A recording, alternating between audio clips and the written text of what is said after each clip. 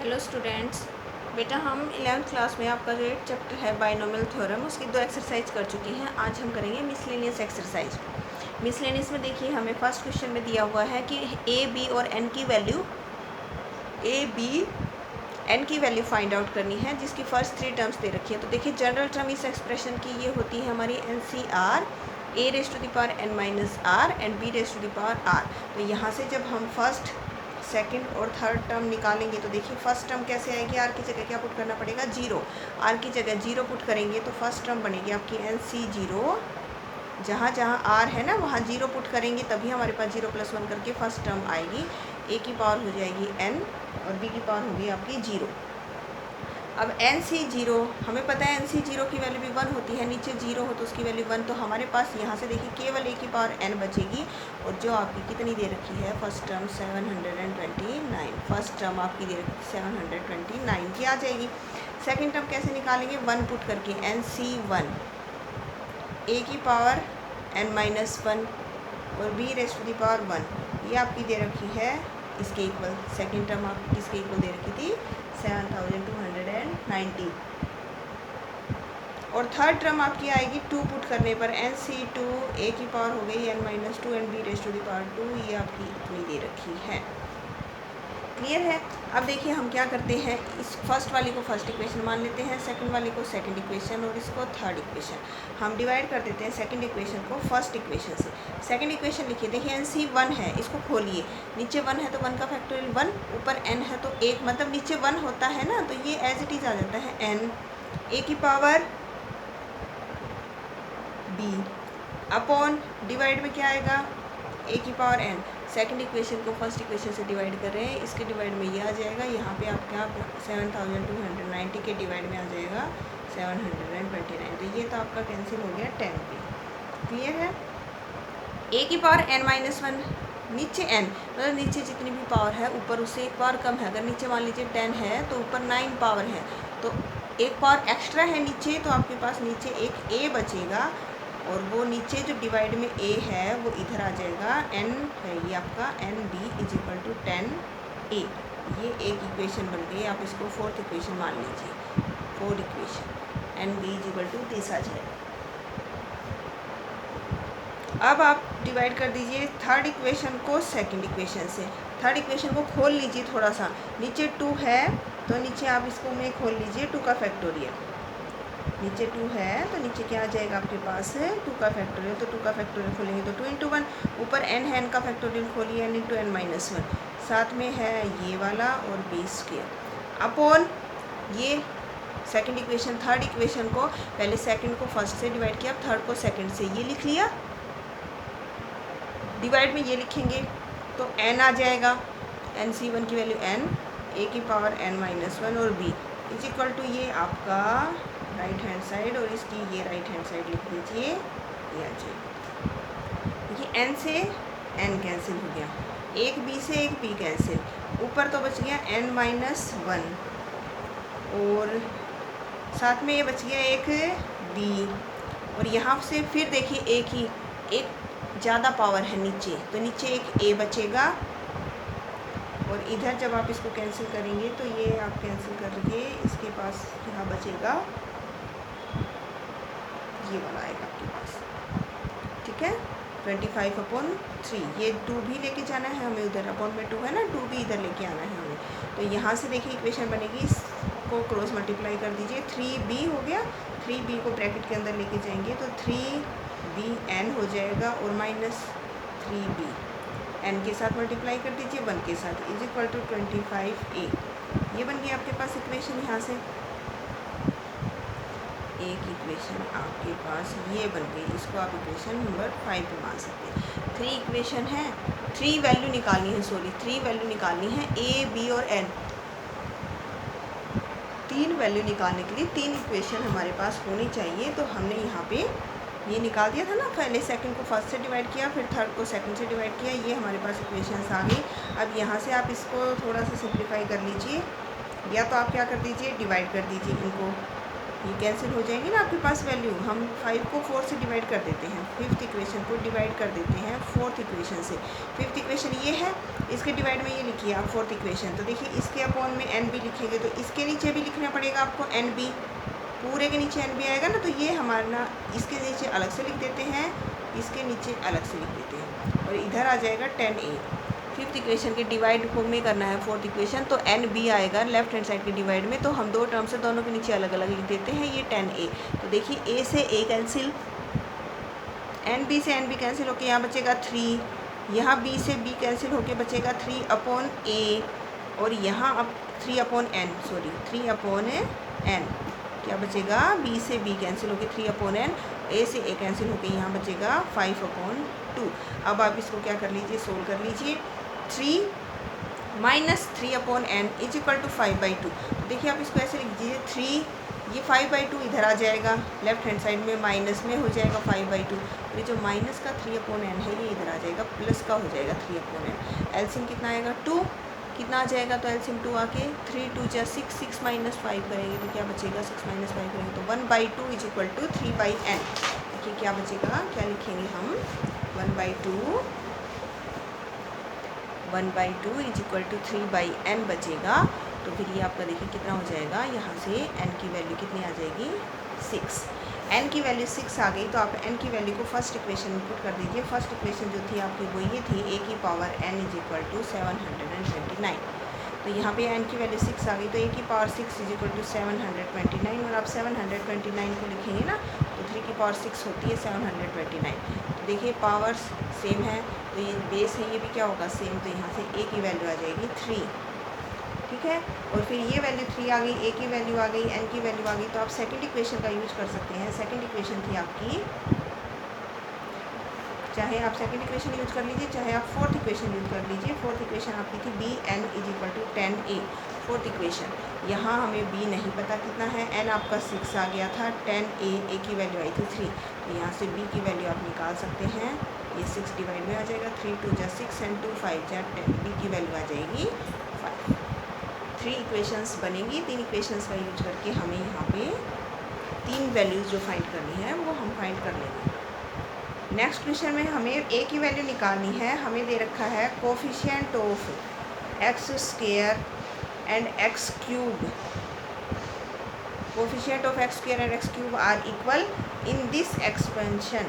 ये दे रखा है आपको, ये बाइनोमियल एक्सपेंशन है, या इसके एक्सपेंशन में एक्स स्क्वायर और एक्स क्यूब का कोफिशिएंट्स जो हैं वो इक्वल हैं। तो सबसे पहले लिखिए जनरल टर्म TR+1, पावर कितनी है 9CR। फर्स्ट टर्म की पावर तो होगी 9 माइनस r, और जो सेकंड टर्म है उसकी पावर होगी r। ये होती है ना general term 9CR। First term की पावर तो होगी 9 माइनस r, सेकंड की पावर r। हमें कोफिशिएंट देखना है एक्स स्क्वायर का। एक्स स्क्वायर के कोफिशिएंट के लिए x की पावर कितनी होनी चाहिए 2, और x की पावर 2 कब होगी, जब r की जगह कितना पुट करेंगे 2, r की जगह 2 पुट कर दीजिए।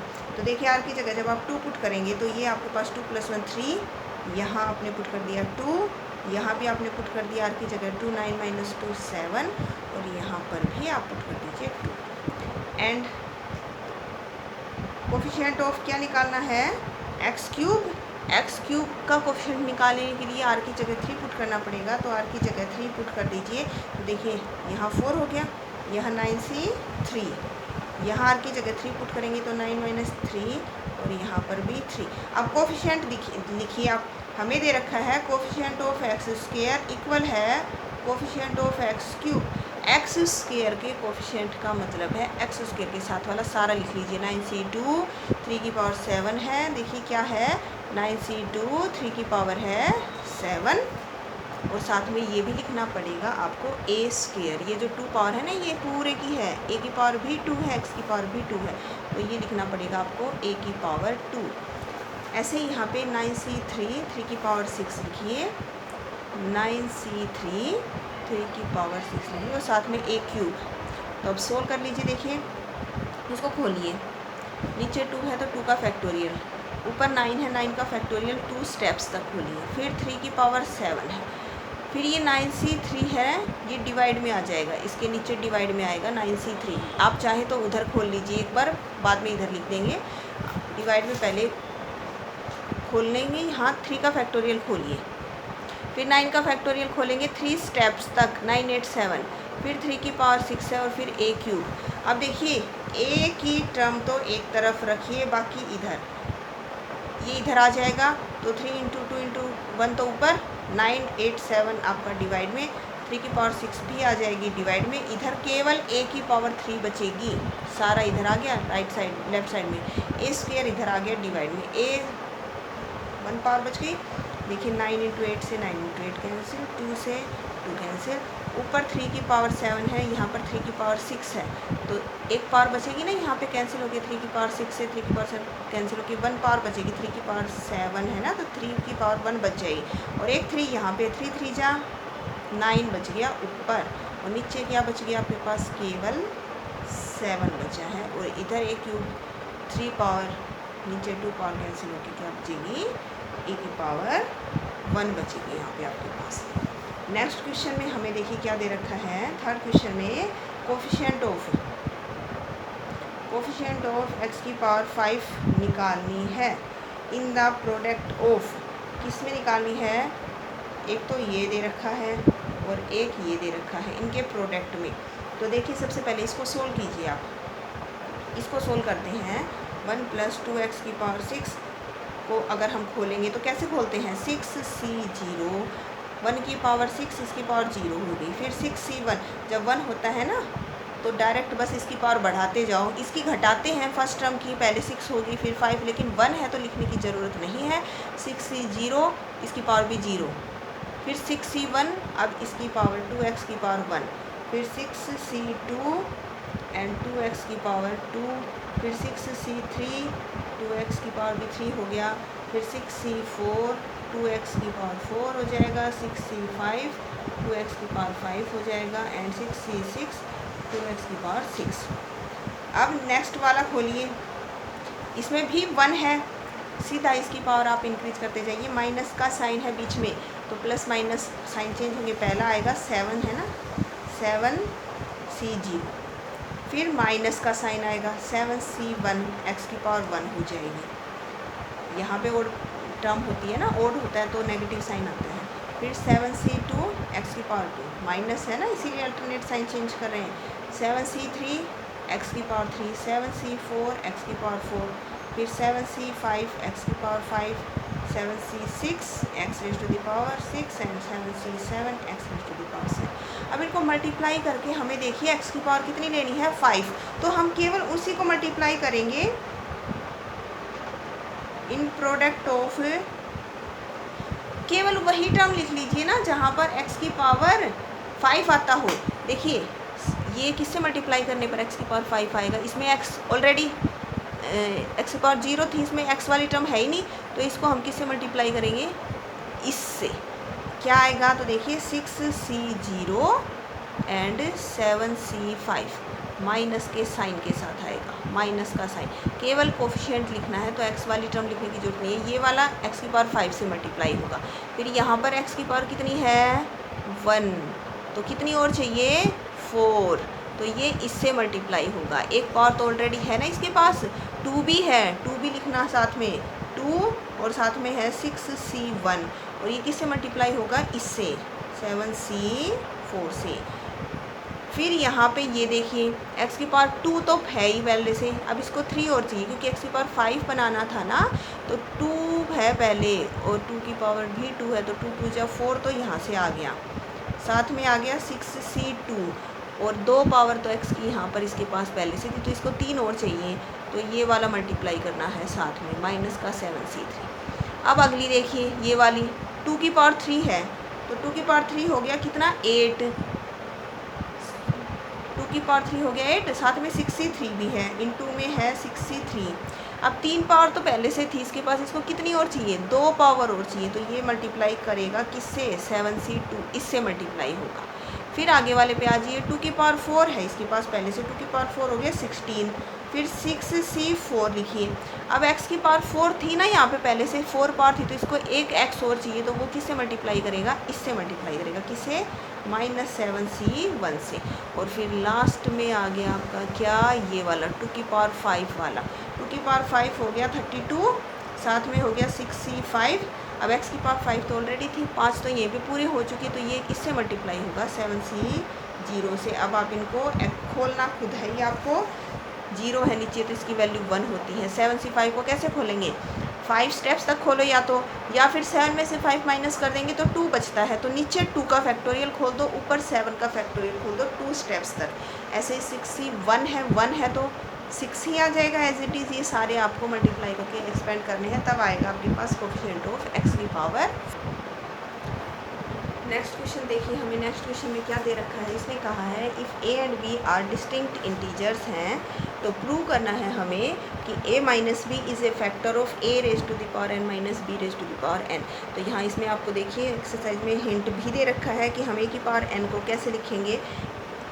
इसमें पावर n है ना, इस पावर n को बाहर लिख दीजिए, हम इसमें माइनस बी और प्लस बी कर देंगे। माइनस बी को हमने साथ में लिख लिया, प्लस b की पावर n। अब यहाँ पे देखिए हम बाइनोमियल जब खोलेंगे तो कैसे खोलेंगे, ये हमारी फर्स्ट टर्म हो गई, ये सेकंड टर्म हो गई। कैसे खोलते हैं, NC0 इसकी पावर n, इसकी पावर हो जाएगी 0। फिर NC1, अब इसकी पावर डिक्रीज हो जाएगी, एक कम, और ये जो सेकंड टर्म थी इसकी पावर 1 हो जाएगी। फिर होता है NC2, अब इसकी पावर एक और कम हो जाएगी और इसकी पावर एक बढ़ जाएगी। एंड लास्ट में आएगा आपके पास NCN। अब a माइनस बी की पावर तो घटते घटते पहुंच गई 0 पर, और इसकी पावर हो जाती है n। a माइनस बी की पावर n माइनस n 0, और b की पावर हो जाएगी कितनी, n। ठीक है, अब देखिए इसको हम थोड़ा सा सिंप्लीफाई करें तो ये 0 है, नीचे 0 होता है तो ये 1 हो जाएगी वैल्यू, तो यहाँ आएगा आपके पास a माइनस बी की पावर हो गई n, प्लस NC1, ये एज इट इज़ लिख दीजिए आप यहाँ पे, प्लस ये भी एज इट इज़ लिख दीजिए, और ये NCN है, इसकी वैल्यू भी 1 होती है, तो यहाँ b की पावर n बचेगा। लेफ्ट हैंड साइड में क्या चल रहा था, a की पावर n, अभी प्लस b की पावर n है, इसको आप लेफ्ट हैंड साइड में ले आइए, a की पावर n माइनस b की power n is equal to, और देखिए जितनी भी टर्म्स है ना, देखिए अगर हम इसकी पीछे वाली टर्म लिखें ना, तो पीछे वाली टर्म थी NCN माइनस 1, उसमें a माइनस b की पावर तो 1 थी और b की पावर थी n माइनस 1। घटते घटते देखिए n थी, फिर एक कम हो गई, फिर 2 कम हो गई, यहाँ से कल चलते चलते यहाँ पे a माइनस बी की 1 पावर बची थी, लास्ट वाले में 0 हो जाएगी बिल्कुल, वो हमने लिखी ही नहीं। यहाँ n है तो इससे पीछे वाले में n माइनस 1, तो यहाँ पे अगर हम इसको लिखें तो यहाँ आपके पास NCN माइनस 1 और a माइनस बी की पावर 1 और b की पावर n माइनस 1, ये इधर ले आए। अब देखिए जो टर्म्स आपके पास बच गई सभी में a minus b, a minus b, a minus b, a minus b, सारी टर्म्स में a माइनस बी है, तो आप a माइनस बी को क्या कर लीजिए, कॉमन निकाल लीजिए। तो यहाँ a माइनस बी की पावर n थी, एक माइनस हो गई क्योंकि एक हमने कॉमन निकाल ली। ऐसे ही यहाँ पे एक पावर हमने निकाल ली तो एक और कम हो गई इसमें से, एंड चलते चलते लास्ट में NCN माइनस 1, यहाँ पर एक ही थी, एन a माइनस बी एक ही था, बाहर निकल गया तो b बच गया, बस b की पावर n माइनस 1। तो देखिए a माइनस बी बाहर निकल गया ना, यहाँ पे a minus b, a raise to the power n minus b raise to the power a minus b multiple हो गया, तो ये टर्म अगर हम a माइनस बी से डिवाइड करें तो a माइनस बी से डिवाइड हो जाएगी ना, क्योंकि राइट हैंड साइड जो है ना ये आपका मल्टीपल आ गया। क्या आ गया, मल्टीपल आ गया, किसका, a माइनस बी का मल्टीपल है, तो इसीलिए a माइनस बी क्या है, is a factor of a raise to the power n minus b raise to the power n। अब जो आपका फिफ्थ क्वेश्चन था इसमें, ये आप सोल्व अपने आप भी कर सकते हैं, ये आपको सिंप्लीफाई करना है, तो यहाँ आपको केवल बाइनोमियल खोलना है, कैंसिल करने के बाद खोलना, जिनको आपकी रिक्वायरमेंट हो, सारे खोलने की ज़रूरत नहीं है। देखिए हम कैसे खोलेंगे, ये वाला खोलेंगे तो 6c0 √3 की पावर 6 हो जाएगी, इसकी पावर 0, फिर 6c1, अब इसकी पावर तो एक कम, इसकी पावर 1 आ गई, इसकी पावर फर्स्ट टर्म की पावर 6 माइनस 1 होता है ना, n माइनस r बताया था, और सेकंड की पावर ये 1 है तो ये भी 1 हो गई, फिर 6c2, अब इसकी पावर एक और कम हो जाएगी, इसकी पावर, और ये दोनों का सम 4 और 2 6, 5 और 1 6, उसके इक्वल होना चाहिए। प्लस हो गया 63, अब इसकी पावर एक और कम और इसकी पावर एक इंक्रीज हो जाएगी। फिर आएगा 64, अब इसकी पावर हो गई 2 और इसकी पावर एक बढ़ गई। फिर 64, अब इसकी पावर एक और कम हो गई, इसकी पावर इंक्रीज कर दीजिए। लास्ट ये आपका 65 आएगा और लास्ट में 66, अब इसकी पावर देखिए बिल्कुल 0 हो गई और इसकी पावर हो गई 6। अब माइनस का साइन है ना, तो इसको जब आप खोलो तो ब्रैकेट लगा के खोलना, ब्रैकेट लगाए बिना मत खोलना। माइनस का साइन है बीच में, तो साइन पॉजिटिव नेगेटिव आएंगे। पहले 6 से 0 आएगा, √3 की पावर 6 आएगी और इसकी पावर 0, मतलब यही आएगा सेम, बिल्कुल सेम ऐसे के ऐसे यही आएगा। बस जहाँ पर देखिए ये 1 है, ये 63 है, ये 65 है, ये वाली टर्म नेगेटिव आएंगी, बस यहाँ पे नेगेटिव टर्म आ जाएंगी। क्या आ जाएगा? नेगेटिव टर्म आ जाएंगी। जहाँ जहाँ पे आपके पास नीचे कॉम्बिनेशन में और दे रखा है, देखिए 63 दे रखा है 3, तो ये नेगेटिव बन जाएगी इस केस में। 63 √3 की पावर 3 एंड √2 की पावर भी 3। फिर ये पॉजिटिव आएगी 64 एज इट इज़। ये 65 है ना, तो ये माइनस बन जाएगी क्योंकि बीच में माइनस का साइन है, इसीलिए √3 की पावर 1 बचेगी, √2 की पावर 5 बचेगी और लास्ट में 66 आएगा और √2 की पावर 6। अब देखिए माइनस का साइन जब ब्रैकेट के अंदर जाएगा तो अब उल्टा हो जाएगा, कन्वर्स हो जाएंगे साइन, ये नेगेटिव ये पॉजिटिव, ये नेगेटिव ये पॉजिटिव, ये नेगेटिव पॉजिटिव नेगेटिव। तो जो कट रहे हैं पहले उनको काट देना है। हमारे पास 60 वाली टर्म से 60 वाली कट जाएगी क्योंकि माइनस की बन गई। 62 वाले से 62 वाली कटेगी क्योंकि ये अभी तो प्लस था बट बाहर माइनस का साइन है, तो माइनस हो जाएगा 62 वाली, मतलब ये 0 वाली, ये 62 वाली, फिर ऐसे ही 64 वाली और 66 वाली टर्म्स इन टर्म से कैंसिल हो जाएंगी। फिर जो बच जाएगा केवल उन्हीं का कॉम्बिनेशन खोलना है। तो हमारे पास ऐड करने पर 2 बार तो ये वाली टर्म बचेगी, 2 टाइम्स, 2 बार ही 63 वाली टर्म बचेगी हमारे पास और 2 बार ही 65 वाली टर्म बचेगी।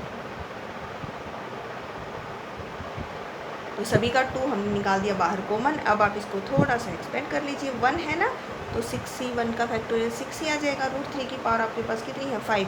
√3 की पावर 5 का मतलब √3 को आपको कितनी बार मल्टीप्लाई करना है? 5 बार। तो ये बन गया कितना? 3, ये भी कितना बन गया?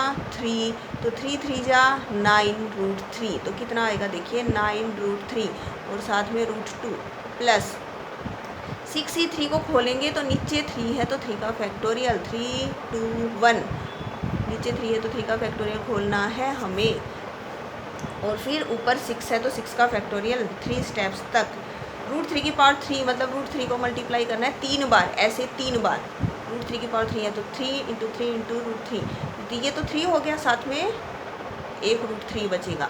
ऐसे ही √2 को 3 बार मल्टीप्लाई करोगे, √2 √2 √2, तो ये तो हो गया 2 एंड √2 प्लस 65, या तो 5 बार फैक्टोरियल खोल लो, नीचे 5 का फैक्टोरियल खोलो, ऊपर 6 को 5 टाइम्स खोलो, 6 5 4 3 ऐसे करके, या फिर 6 में से 5 माइनस करते हैं तो हमारे पास बचता है 1।